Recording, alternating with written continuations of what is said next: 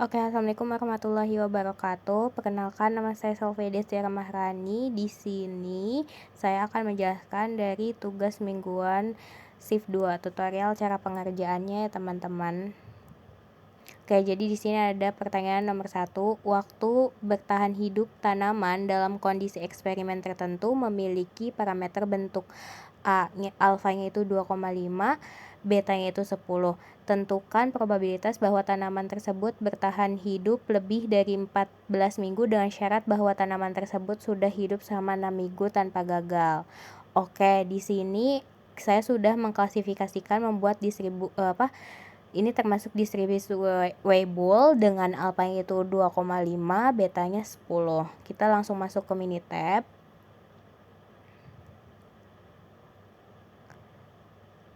Oke, kita ke calc, ke probability distribution, terus ke Weibull. Terus kita masukin itunya 2,5 shape parameternya. Terus scale parameternya itu 10. Terus untuk P-nya 14 itu karena kan kita butuh hidup lebih dari 14 minggu ya. Jadi kita harus mengetahui probabilitas 14-nya. Kita masukkan ke input konstan itu 14. Oke. Terus dapat hasilnya 0,901 atau 0,90. Terus sekarang kita ke probabilitas 6-nya karena harus hidup sama 6 minggu nih. Jadi kita ke Weibull, 14-nya diganti menjadi 6. Oke. Dapat hasil 0,24. Nah, berarti probabilitas akhirnya itu berarti P14 atau probabilitas 14 dibagi dengan probabilitas ke-6 atau probabilitas 6. Jadi 0,90 dibagi dengan 0,24 sama dengan 0,12 atau 0,129. Oke, selanjutnya ada jumlah pengunjung ke sebuah museum dalam waktu 2 jam memiliki parameter lambda 12 pengunjung per 2 jam. Berapa probabilitas bahwa jumlah pengunjung selama periode tersebut adalah antara 10 dan 15 orang inklusif. Selain itu, berapakah peluang tidak ada lebih dari 5 orang yang datang dalam 1 jam? Oke, kita klasifikasikan bahwa soal yang tadi itu termasuk ke dalam distribusi Poisson. Oke, karena sudah termasuk ke dalam distribusi Poisson, kita juga mengetahui nih parameternya 12, X1-nya itu 10, X2-nya itu 15. Jadi pertama kita akan mengetahui probabilitas yang 15-nya dulu. Oh iya, kenapa di situ probabilitasnya jadi 9? Karena kan tadi antara 10 dan 15. Berarti kan harus kurang dari 10. Jadi kita ambil angka 9.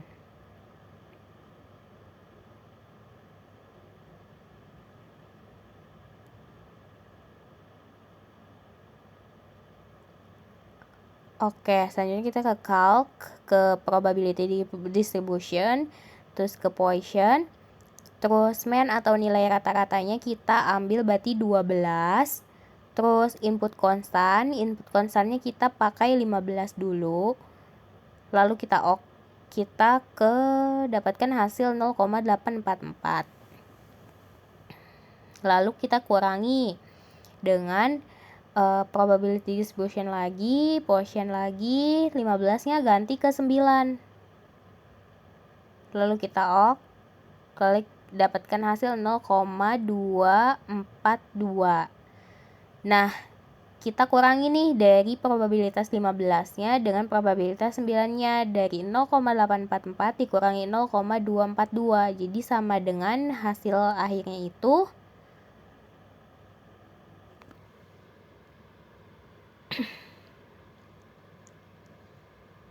ya didapatkan hasilnya yaitu 0,62 atau sekitar 60%.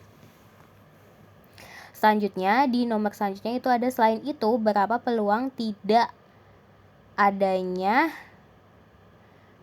lebih dari 5 orang yang datang dalam 1 jam. Berarti kita memakai parameternya 6. Kenapa nih 6? Karena tadi kan 12 itu untuk 2 jam ya.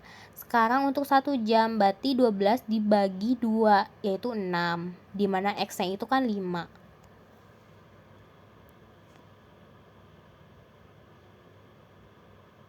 Kita ke calc, ke probability distribution, Poisson lagi. Mean-nya berarti ganti ke 6.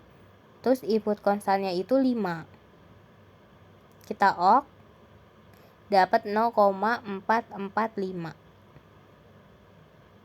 atau sekitar 44%. Oke, selanjutnya itu masuk ke soal terakhir, yaitu proporsi pelanggan yang mengajukan komplain terhadap layanan sebuah perusahaan mengikuti distribusi beta dengan parameter alfanya itu 3 dan juga betanya itu 7. Hitunglah probabilitas bahwa proporsi komplain tersebut itu di antara 20% dan 50%. Nah, kita mengetahui nih alfanya itu 3, betanya 7, X1-nya 0,2 dari 20%, X2-nya itu 0,5 dari 50%, dan termasuk ke dalam distribusi kontinu beta. Kita masuk ke calc, probability distribution, beta, terus parameternya itu 3, second parameternya itu 7, input constraint-nya itu berarti 0,5. Oke, ini karena pakai koma, kita harus pakai titik. 0,5. Oke. Selanjutnya dapat hasil 0,910.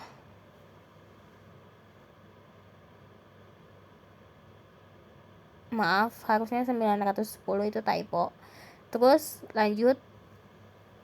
Sekarang ganti ke input constantnya itu 0,2, dapatkan hasil 0,261.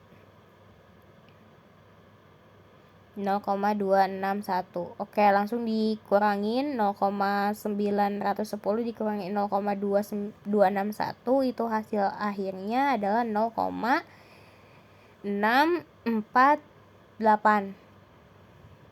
Nah, selanjutnya ada soal tambahan juga di nomor 3, soal yang keduanya, itu serta tentukan kuartil ke-75 dari distribusi proporsi tersebut. Kita masuk ke probability distribusi, beta distribusi, terus itunya ganti dari kumulatif menjadi inverse. Karena ingin mencari kuartil, 0,2-nya diganti menjadi 0,75. Oke. Terus dapatkan hasil 0,390 untuk kuartil ke-75 dari distribusi proporsi tersebut. Selanjutnya kita akan membandingkan kepada software RStudio. Di sini saya sudah membuat beberapa script atau codingan dari yang dimasukkan ke dalam software RStudio. Oke, kita akan running ke soal nomor 1. Ya, kita running. Ya, didapatkan ya hasil akhirnya itu adalah 0,129, sama ya dengan yang hasil akhir di Minitab, itu 0,129. Selanjutnya kita ngerunning nomor 2. Itu didapatkan hasil 0,602 atau sekitar 60% di bagian A. Di yang bagian B-nya itu 0,445 atau 0,44%. Kita running ke nomor 3. Itu didapatkan hasil 0,648. Itu sama ya. Dan untuk kuartil 75-nya 0,390. Itu udah sama dengan Minitab. Oke, sekian tutorial dari saya. Wassalamualaikum warahmatullahi wabarakatuh.